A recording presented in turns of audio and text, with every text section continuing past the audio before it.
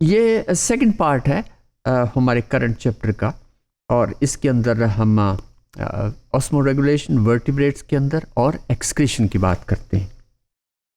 तो marine animals they tend to take in ions from the sea water and lose water. तो marine and fishes जो हैं ख़ास तौर पे वो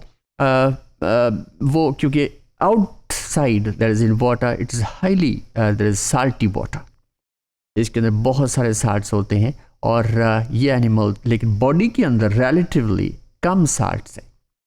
तो इसकी मेंटेनेंस फिर कैसे होती है, और दैट इज़ क्योंकि ये एनिमल्स ख़ास तौर पे यही जो मेरीन फिशेस हैं they drink water, they drink lot of water, और वो फिर यूरिन जो एक्सक्रीट करती हैं उसके अंदर भी बहुत सारे साल्ट्स होते हैं। तो टू अवॉइड डिहाइड्रेशन, क्योंकि जब अगर हम कोई भी यानी फिश अगर हम यूँ समझें कि मेरीन वाटर के अंदर डालते हैं और एक फ्रेश वाटर फिशेस, तो वो सर्वाइव नहीं कर सकेगी। और वैसे भी अगर हम देखें अगर कोई और मैकेनिज्म ना हो इंटरनल ऑस्मो रेगुलेशन को मेंटेन करने के लिए या फिर साल्ट की कंसंट्रेशन को मेंटेन करने के लिए, तो ये जो फिशेस हैं वो क्या हो जाएंगी, दे विल श्रिंक। और लेकिन श्रिंकेज जो है ये फिर जाहिर है ये अवॉइड होती है, और ये बॉडी का अपनी मैकेनिज्म है कि वो अपनी बॉडी को मेंटेन रखती है। Now next is the amphibians, क्योंकि नेक्स्ट ग्रुप जो है फिशेस के बाद दैट कम्स द एम्फीबियंस।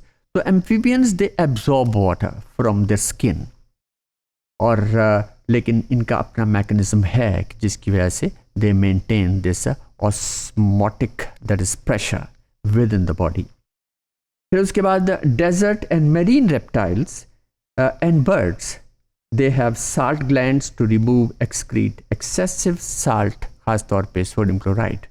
तो इनकी बॉडी के अंदर वाटर की मेंटेनेंस रहती है, और जो अगर बॉडी के अंदर जो साल्ट्स हैं they are removed through specific glands which are said to be the salt glands, खास तौर पे रेप्टाइल्स के अंदर। जैसे क्रोकोडाइल के अंदर उनकी आँखों के पास ये ग्लैंड्स होती हैं जो कि सरप्लस साल्ट्स को एलिमिनेट करती रहती, और वो फिर टीयर्स की फॉर्म में वैसे दिखाई देते हैं। In reptile, birds and mammals, the kidneys are important osmoregulatory structures. Now, the functional unit of kidney is the nephron, which is composed of glomerular capsule, the proximal convoluted tubule, then there's the loop of Henle, then the distal convoluted tubule और collecting ducts. ये वो हिस्से हैं, और इसकी histology भी बदल जाती है, इसका फंक्शन भी बदल जाता है, और इसका स्ट्रक्चर भी बदल जाता है। जैसा कि हमने कंप्लीट किडनी को हमने मुख्तलिफ लेवल्स पर स्टडी की है। एक तो एक्सटर्नल एनाटमी, फिर उसके बाद मैक्रो एनाटमी, और उसके बाद माइक्रो एनाटमी। तो माइक्रो एनाटमी के अंदर हम जिक्र करते हैं that is loop of Henle का, फिर प्राइम प्रॉक्सिमल और कन्वोल्यूटेड और डिस्टल कन्वोल्यूटेड ट्यूब्यूल्स का। तो द लूप ऑफ हेनले या लूप ऑफ द नेफ्रॉन जिसे कहते हैं, और collecting ducts they are in the kidneys of medulla. हाँ, इसमें भी हमने देखा कि मेडल्ला के अंदर कॉर्टेक्स के अंदर ये नेफ्रॉन के मुख्तलिफ हिस्से हैं, और they are not just stucked in नहीं है, बल्कि ये ब्यूटिफुली अरेंज्ड हैं within the kidneys, cortex और मेडल्ला के अंदर। Now urine passes from the pelvis of, जब ये तमाम ये प्रोसेस जो हो जाती हैं फिल्ट्रेशन का, फिर रीअब्जॉर्प्शन का, और फिर इसके अलावा सिक्रीशन का, तो फिर यूरिन फॉर्मेशन हो जाती है। और यूरिन जो है ये फिर then it comes out of each and every nephron, जो कि तकरीबन एक किडनी के अंदर देयर अबाउट 1 मिलियन नेफ्रॉन्स, और वो पूरे किडनी के अंदर अरेंज्ड है in a specific way. To make urine kidneys produce a filter paper के तौर पे काम करता है। वो कौन सा हिस्सा है? Glomerular filter. और देयर आर 3 लेयर्स जिसमें से पास होते हुए उस इसमें प्रॉक्सिमल कन्वोल्यूटेड ट्यूब्यूल के अंदर। फिर उसके बाद फिर एब्जॉर्प्शन होती है और इस एब्जॉर्प्शन के अंदर फिर लूप ऑफ हेनले भी काम करता है, जिससे सबसे ज़्यादा it is first the water comes out and so on. तो हमने एक एक हिस्से को डिटेल में स्टडी किया। तो so and needed ions while allowing waste to pass from the body. तो जो भी चीज़, जो भी यूजफुल सब्सटेंस जो कि हम which may be the products of digestion, it may be the electrolytes, it may be the minerals, जो भी बॉडी को ज़रूरत होती है वहाँ से फिर उसकी रीएब्जॉर्प्शन हो जाती है, लीविंग बिहाइंड द वेस्ट और the nitrogenous, particularly nitrogenous waste. और नाइट्रोजनस वेस्ट क्या में यूरिया और यूरिक एसिड आते हैं।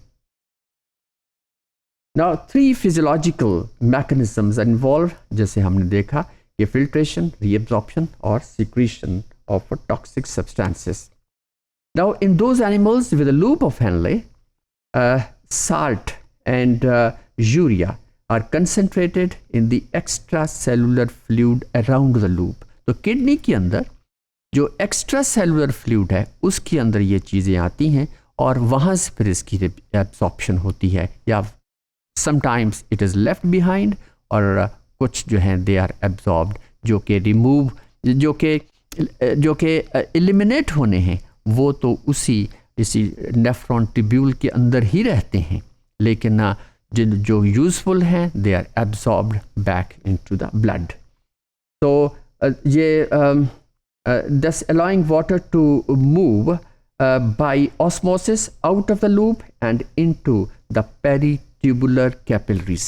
peritubular capillaries वो capillaries है जो कि नेफ्रॉन को सराउंड करती हैं, वो एक किस्म का नेटवर्क बनता है। इनफैक्ट यही है वो, this is obviously that contains blood, तो ब्लड में फिर दे आर एब्जॉर्ब्ड बैक, पहले फिल्ट्रेशन होती है और फिर उसके बाद यहीं से फिर इसकी रीअब्जॉर्प्शन हो जाती है। So this is the complete summary of this chapter that we have studied, that we have covered, and that was thermoregulation. Then we have studied the osmoregulation, और उसके बाद एक्सक्रीशन को हमने पहले डिटेल में पढ़ा था, अब उसको हमने समराइज किया है। So this is all about this module.